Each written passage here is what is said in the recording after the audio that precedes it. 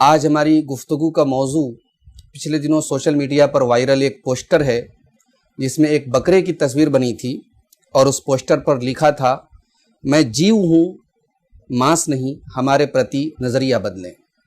یعنی گویا اس میں واضح طور پر مسلمانوں کا جو آئندہ تہوار آ رہا ہے، عید الاضحیٰ کا تہوار، اور جس سے بڑی تعداد میں بکرے ذبح ہوتے ہیں، تو اس میں ایک اشارہ تھا کہ جانوروں پر رحم کرو اور ان کو قربانی ان کی مت کرو، ان کو ذبح مت کرو اور ہمارے متعلق اپنا نظریہ بدلو۔ یہ پوسٹر لکھنؤ کے قیصر باغ علاقے میں لگایا گیا تھا۔ بعد میں جب بعض مسلم تنظیموں نے اور علماء نے اس پر اعتراض کیا تو پھر اس کو ہٹا بھی دیا گیا۔ یہ نہیں معلوم ہو سکا کہ اس کو کس نے لگایا ہے، مگر یہ بات واضح ہے کہ ملک میں جو شرارتی کچھ عناصر ہیں اور فرقہ پرست عناصر ہیں، وہ ہر سال عید الاضحیٰ کے موقع پر اس قسم کی حرکتیں کرتے رہتے ہیں، اور وہ خاص طور سے جب بقرعید کا تہوار آتا ہے تو وہ کسی بار ایسا ہوا کہ وہ کہتے ہیں کہ بھئی ایکو فرینڈلی آپ عید الاضحیٰ منائیں، یعنی جانور کی قربانی کرنے کے بجائے آپ کیک وغیرہ کاٹ دیں، آپ جانور نہ ذبح کریں، اور اس بار یہ پوسٹر لگایا جا رہا ہے۔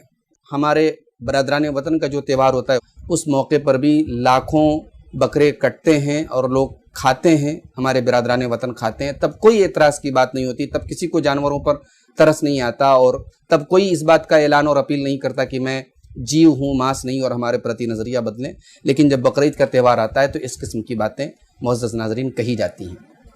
ناظرین، میں آپ کو یہاں بتاتا چلوں کہ میڈیا میں عام طور سے یہ کہا جاتا ہے کہ بقرعید میں جانوروں کو ذبح کرنا، جانوروں کی قربانی کرنا ایک پرتھا ہے۔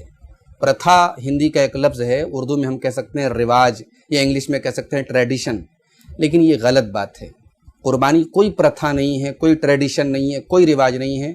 اسلام کے اندر قربانی ایک عبادت ہے، جیسے نماز ایک عبادت ہے، جیسے روزہ ایک عبادت ہے، جیسے زکوٰۃ ایک عبادت ہے، ویسے قربانی ایک عبادت ہے۔ اور اللہ تعالیٰ نے قرآن میں واضح طور پر کہہ دیا کہ یہ قربانی صرف مسلمانوں کے لیے نہیں، پہلے کی امتوں میں بھی قربانی موجود تھی۔ اللہ تعالیٰ نے سورہ حج کی آیت نمبر 34 میں فرمایا، وَلِكُلِّ أُمَّةٍ جَعَلْنَا مَنْسَكًا لِيَذْكُرُوا اسْمَ اللَّهِ عَلَىٰ مَا رَزَقَهُم مِّن بَهِيمَةِ الْأَنْعَامِ۔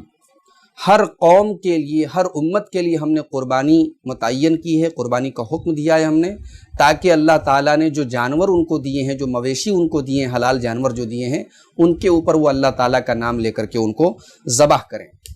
دیگر مذاہب اور دوسرے دھرموں اور دوسرے مذہب سے اور اسلام کی قربانی میں ایک بڑا بنیادی فرق یہ ہے کہ دوسرے مذہب اور دوسرے دھرم میں لوگ جب جانور کی قربانی کرتے ہیں تو اس کو اپنے معبود وغیرہ کے اوپر چڑھاتے ہیں یا اس عبادت خانے کے لیے وہ خاص ہوتی ہے۔ اسلام میں ایسا نہیں ہے۔ اسلام میں ہم جس جانور کی قربانی کرتے ہیں وہ سارا کا سارا گوشت ہم خود اس سے فائدہ اٹھاتے ہیں یا غریبوں کو دیتے ہیں۔ اس گوشت کو اللہ تعالیٰ کے یہاں پہنچنے سے کوئی مطلب نہیں ہے۔ ہمارا جو اصل اس کے پیچھے جو نیت ہوتی ہے، ہماری جو اخلاص ہوتا ہے، اللہ کو خوش کرنے اور اللہ کو راضی کرنے کا جو مقصد ہوتا ہے وہ اللہ کے پہنچتا ہے۔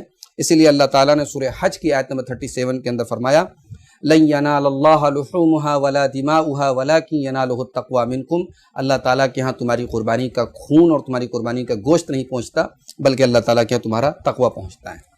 معزز ناظرین، اس قربانی کی بڑی تاکید ہے ہمارے دین میں۔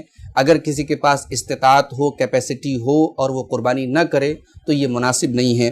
اللہ کے نبی صلی اللہ علیہ وسلم فرماتے ہیں، ابن ماجہ کی 3123 نمبر کی صحیح روایت ہے، اللہ کے رسول صلی اللہ علیہ وسلم فرماتے ہیں، جس کے پاس استطاعت ہو، طاقت ہو اور وہ قربانی نہ کرے وہ ہماری عیدگاہ کے قریب نہ آئے۔ کچھ لوگ یہ لاجک پیش کرتے ہیں کہ کروڑوں کی رقم جو ہے گوشت کھانے کھلانے پر برباد ہو جاتی ہے، اس رقم کو کیوں نہ ہم غریبوں کو بانٹ دیں۔ تو یاد رکھیں، غریبوں کو بانٹنا اسلام میں اس کے لیے بھی آلریڈی ایک عبادت زکوٰۃ کے نام سے موجود ہے۔ اس کے علاوہ چیریٹی، صدقہ، دان، خیرات اسلام میں کرنے پر ابھارا گیا ہے، لیکن قربانی کا آپشن یہ تمام چیزیں نہیں ہیں۔ اور جو لوگ یہ لاجک پیش کرتے ہیں کہ قربانی کے بدلے کیوں نہ ایسا کر دیا جائے، میں ان سے ایک سوال کرتا ہوں کہ آپ ہر سال ہوٹلوں میں لاکھوں کروڑوں روپے کا کھانا کھا جاتے ہیں اپنے اور اپنے پریوار کے ساتھ، کہ آپ کبھی کھانا کھاتے وقت یہ سوچتے ہیں کہ ہم یہ کھانا نہ کھا کر کے ہم غریبوں کو دے دیں؟ آپ لاکھوں روپے کی گاڑیاں خریدتے ہیں، آپ نے کبھی سوچا کہ یہ گاڑی نہ خرید کر کے ہم غریبوں کو دے دیں؟ آپ 50,000 کا آئی فون خریدتے ہیں، کبھی آپ نے اس آئی فون کو خریدتے وقت یہ سوچا کہ ہم یہ رقم غریب کو دے دیں؟ نہیں، ہم نہیں سوچتے، کیونکہ گاڑی ہماری ضرورت ہے، موبائل ہماری ضرورت ہے، بچوں کے ساتھ، فیملی کے ساتھ ہوٹل میں کھانا کھانے کا ہمیں شوق ہے۔ تو ہم اپنی ضرورتوں اور شوق کے لیے جب ہم وہاں یہ نہیں سوچتے کہ کیوں نہ ہم اس کے بدلے غریبوں کی مدد کریں. غریبوں کی مدد اس کی جگہ کرتے ہیں اور اپنی ضرورت اور اپنے شوق اپنی جگہ جائز حد میں رہ کر کے پورے کرتے ہیں. قربانی نہ تو شوق ہے نہ تو ضرورت ہے، بلکہ قربانی ایک اہم عبادت ہے. اور سب سے بڑی بات یہ ہے کہ یہ جو قربانی ہے یہ ایک اللہ تعالیٰ کی جو نعمت اللہ تعالیٰ نے ہم کو دی ہے کہ اس نے ایسے حیوانات اور ایسے مویشی بنائے جو ہمارے لیے ایک بہترین غذا ہیں. ان جانوروں کو اللہ کی نعمت سمجھتے ہوئے ہم اس نعمت پر اللہ تعالیٰ کا شکر ادا کرتے ہیں. اور افسوس کی بات یہ ہے کہ ان جانوروں پر ترس کھانے کا ڈھونگ اور ناٹک وہ لوگ کرتے ہیں جو ہر سال چکن کھاتے ہیں، سال بھر چکن کھاتے ہیں، سال بھر مچھلیاں کھاتے ہیں، سال بھر طرح طرح کے پرندے کھاتے ہیں. جب بقرعید آتی ہے تو انہیں جانوروں جیو ہتیا ان کو نظر آنے لگتی ہے اور جانوروں پر ترس کھانے کا وہ ڈھونگ رچنے لگتے ہیں. جانوروں کی سواریاں بھی وہ لوگ کرتے ہیں، ان کے چمڑے سے بنے لیدر کے جیکٹ بھی بڑے شوق سے پہنتے ہیں، جوتے بھی پہنتے ہیں، لیکن جب قربانی کا موقع آتا ہے تو انہیں جانوروں پر رحم اور ترس ان کو یاد آنے لگتا ہے. ناظرین یاد رکھیں کہ قربانی ایک عبادت ہونے کے ساتھ ساتھ ایک غریب طبقے اور مڈل کلاس طبقے کی ایک بڑی تعداد کی تجارت بھی اس سے جڑی ہوئی ہے، یعنی ایک بابرکت تجارت بھی ہے قربانی. آپ یہ دیکھیں کہ اس سے جو لوگ بھی جڑے ہیں، چاہے وہ مویشی بیچنے والے ہوں یا اسی طریقے سے ان مویشیوں کے لیے جو چارہ ہوتا ہے وہ چارہ بیچنے والے ہوں، یا ان چاروں کو جب اگایا جاتا ہے وہ بھی ظاہر ہے کہ ایک تجارت ہے. اسی طریقے سے جانوروں کو ادھر ادھر لانے کے لیے، ایک سٹی سے دوسری سٹی لانے کے لیے جو ٹرانسپورٹیشن کا کام ہے، اور جب جانور یہ بیمار ہو جاتے ہیں تو ڈاکٹروں کو بھی ایک کاروبار ملتا ہے.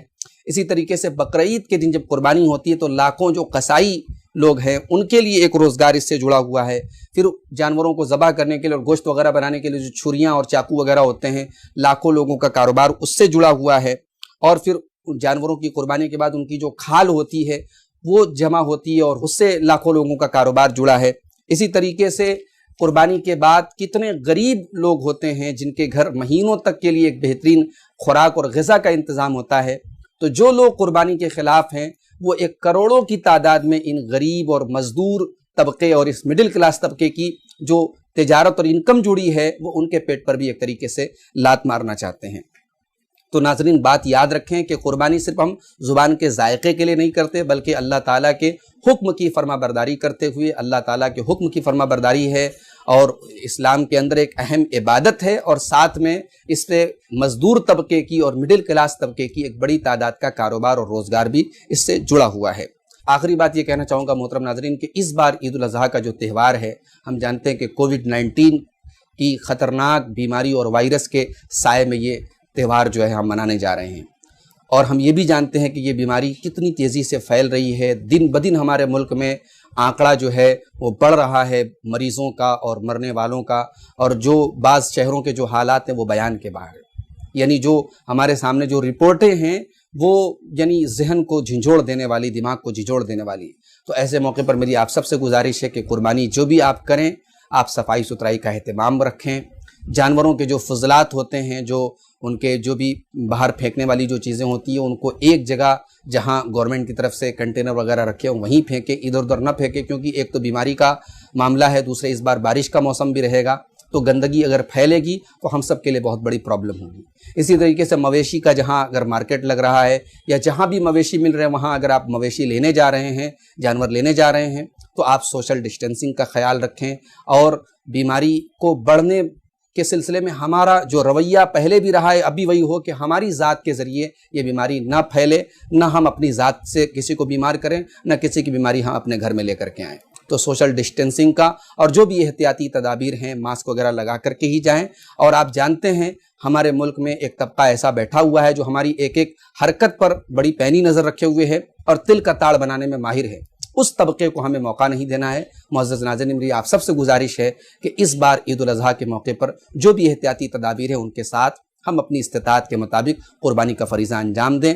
اور فرقہ پرست اور شرارتی جو عناصر ہیں ان کی کوششیں انشاءاللہ جیسے ہر سال ناکام ہوتی ہیں اس سال بھی انشاءاللہ ناکام ہوں گی. رب العالمین سے دعا ہے رب العالمین ہمیں امن و امان کے ساتھ اپنا یہ تہوار اور اپنا یہ دینی فریضہ انجام دینے کی توفیق عطا فرمائے.